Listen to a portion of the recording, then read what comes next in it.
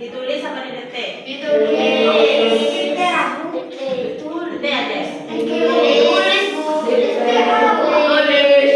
yang dalamnya didetik aja. Bab 1. Bab 1 Kongo. Dan menolak. Sudah. Bismillahirrahmanirrahim. Didengar ya? Enak. Saya akan menjelaskan tadi yang saya detik pada kalian. Coba disimak dengan baik. Bab 1 Al-Quran dan hadis sebagai pedoman hidup. Jadi kita hidup ini mempunyai pedoman yang namanya Al-Quran dan hadis. Kita sebagai orang Islam itu mempunyai pedoman, artinya tekukan atau petunjuk, yakni Al-Quran dan hadis. Al-Quran dan hadis ini merupakan sumber ajaran Islam yang dijadikan pedoman bagi umat Islam. Artinya Al-Quran ini kan kita sebagai pedoman orang Islam. Orang Islam ini kan mempunyai pedoman, yaitu Al-Quran. Kalian contoh, kalian sholat itu karena ajarannya Al-Quran apa tidak? Ajarannya Al-Quran. Karena di Al-Quran disuruh sholat, maka kita sebagai orang Islam harus melaksanakan sholat. Itu salah satunya. Intinya Al-Quran sebagai pedoman umat Islam dalam hidup, dalam menjalani kehidupan sehari-hari. Sehari-harinya kita, mulai dari ibadah kita, itu yang mengajarkan kita itu adalah Al-Quran. Intinya Al-Quran ini sebagai tekunan, tekukan. Artinya petunjuk. Oh, Al-Quran mengajarkan bahwasannya sedekah itu wajib. Kayak misalkan zakat misalnya. Zakat itu wajib, berarti kita sebagai orang Islam itu wajib melaksanakan. Oh, Al-Quran mewajibkan, menganjurkan untuk berpuasa. Nah, kita sebagai orang Islam harus berpuasa. Intinya yang diajarkan Islam, yang diajarkan Al-Quran itu wajib kita turut. Yang keduanya berisi pedoman hidup yang mengajarkan cara beribadah dan bermuamalah dengan baik dan benar. Nah, ketika Al-Quran sudah mengajarkan bahwasannya sholat itu wajib, maka berarti itu ajaran yang benar. Tidak mungkin salah kalau Al-Quran yang mengajarkan. Al-Quran mengajarkan puasa, berarti itu memang sifatnya wajib dan benar. Berarti tak salah. Al-Quran mengajarkan kita itu tidak salah, tak ada salah. Terus boleh selanjutnya Al-Quran dalam sejumlah ayat yang dijelaskan sebagai petunjuk, penjelasan dan pembeda antara yang hak artinya benar dan yang batin artinya salah. Artinya Al-Quran juga mengajarkan di mana yang hak dan juga di mana yang batin. Artinya mengajarkan di masa salah dan di masa benar. Oh, mau ngicok ruang haram misalkan. Berarti Al-Quran Al-Quran melarang kita untuk mencuri. Berarti itu memang benar, Al-Quran itu memang bahwasannya mencuri itu salah, perbuatan yang salah. Intinya Al-Quran itu juga bisa membedakan di mana yang hak, dan juga di mana yang batil. Artinya di mana yang salah, di mana yang benar. Tuh, Al-Quran juga menjelaskan di sana. Sedangkan hadis yang merupakan perkataan, artinya hadis. Nah, kan ada Al-Quran dan juga ada hadis. Hadis ini kenapa? Perkataan. Perkataannya siapa? Rasulullah. Qala an Abi Serak. Qala bahwasannya Rasulullah bersabda. Rasulullah bersabda, innamal a'malu binniyat. Itu namanya hadis. Mungkin kalau hadis itu perkataannya Rasulullah atau sabda Rasulullah. Dan setiap sabdanya Rasulullah, itu juga kalau itu benar, berarti itu juga harus kita lakukan. Intinya kalau hadis itu perkataan atau sikap dan dalam Islam. Keduanya merupakan sumber ajaran Islam yang tidak dapat dipisahkan. Antara Al-Quran dan hadis itu adalah suatu hal yang tidak bisa dipisahkan. Misalkan hadis menyebutkan bahwasannya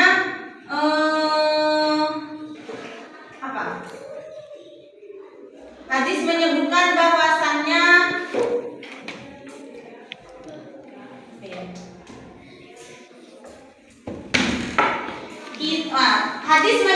bahwasannya kita tidak boleh bertengkar sesama teman, misalkan.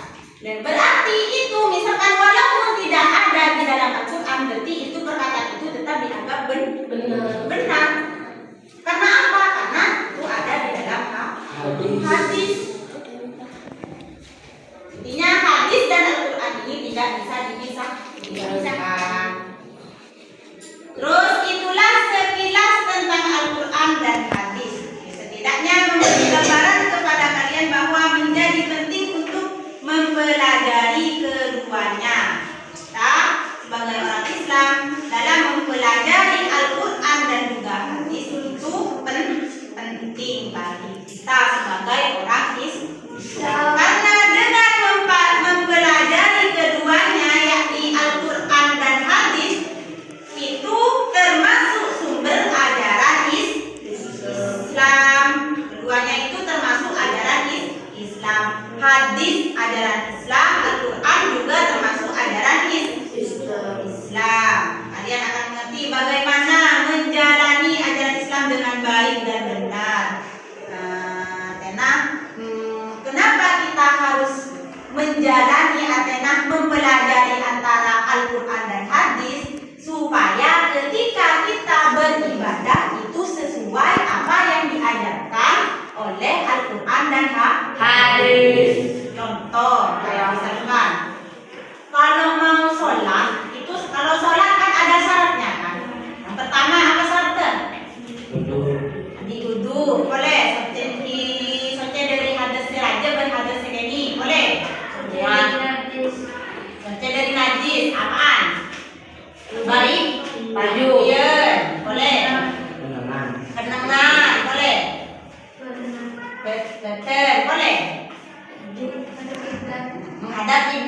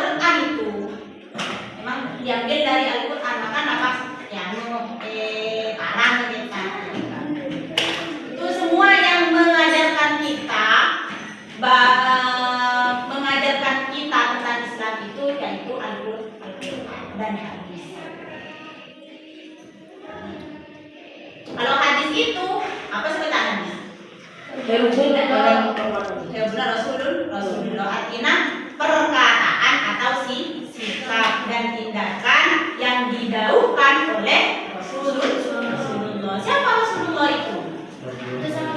Utusan Allah. Siapa utusan Allah itu? Nabi Muhammad. Yang beliau adalah Nabi kita semua. Nah, kemudian kita harus bersyukur. Bersyukur apa? Bisa menjadi umat Nabi Muhammad. Bersyukur. Kenapa harus bersyukur? Coba di antara salah satunya mengapa kita harus bersyukur telah menjadi umat Nabi Muhammad. Yang pertama, coba. Anak pemiku dan sampean nikah harus bersyukur karena telah menjadi umat Nabi Muhammad. Berarti kan ada keistimewaan di umat Nabi Muhammad itu ada keistimewaan. Nah, yang memberi syafaat boleh apa? Karena Nabi Muhammad kelak yang akan memberi syafaat boleh salah satunya. Ayo. Hah? Kenapa? Memberi pertolongan itu juga sama halnya dengan memberi syafaat. Memberi syafaat itu sama juga dengan memberi pertolongan, sama aja. Ya boleh. Nabi Muhammad dan apa boleh? Keistimewaan Nabi karena bisa hidup. Emang umat lama tak hidup. Boleh. Mon kianyama umat Nabi Muhammad pasti masuk surga. Kalau dia masuk termasuk orang Islam pasti masuk surga. Tolongin di Nabi Muhammad. Jadi tolongin maka aku udah bersampian mulai dari sekarang sering-sering memperbanyak membaca sholawat karena apa? Gimana tolongin telah ditolong oleh Nabi Muhammad. Sahari umat sudah budi di Nabi Muhammad sahari. Jika mata umat kita masuk surga sahari. Mungkin kalau rakyat sahari di Nabi Muhammad. Nah, pula bersampian oleh syafaatnya Nabi Muhammad. Nabi Muhammad makanya banyak selawat. Cenanya selawat Jibril baik sallallahu alaihi wasallam. Ini kalau termasuk selawat paling pandai itu selawat Jibril sallallahu alaihi wasallam. Kita boleh Allahumma sholli ala Muhammad, Allahumma sholli ala sayyidina Muhammad wa ala sayyidina Muhammad ya. Banyak kan selawat, ada selawat nahiyya. Selawat nahiyya apa? Allahumma sholli salatan. Selawat dia kayak Allahumma sholli ala apa? Selawat dia. Allahumma sholli ala sayyidina Muhammad salatan tunjina bi wal afat kesan mana selawat dia. Beda selawat banyaklah macam-macam selawat itu banyak. Tapi paling pandai ni kalau selawat Jibril itu apa? Sallallahu alaihi wasallam. Sudah. Enggak ada yang mau ditanyakan? Sudah paham semua? Sudah. Saya yang mau menanyakan.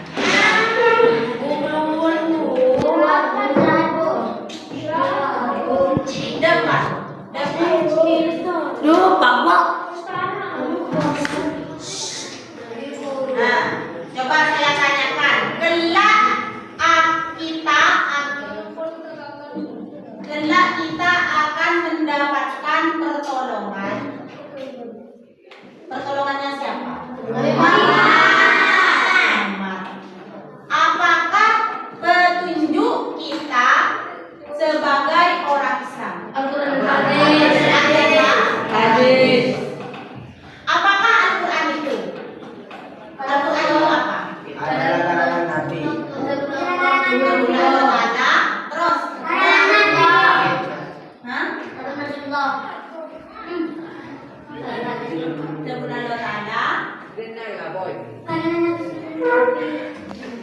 Sekarang Nabi buka hadis itu apa? Kalau hadis apa hadis? Rasulullah. Perkataannya Rasulullah. Sudah? Belum. Sudah?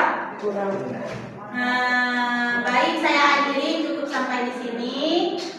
Mohon maaf apabila ada kesalahan. Allahumma waffiq ila aqwamit thoriq. Wassalamualaikum warahmatullahi wabarakatuh.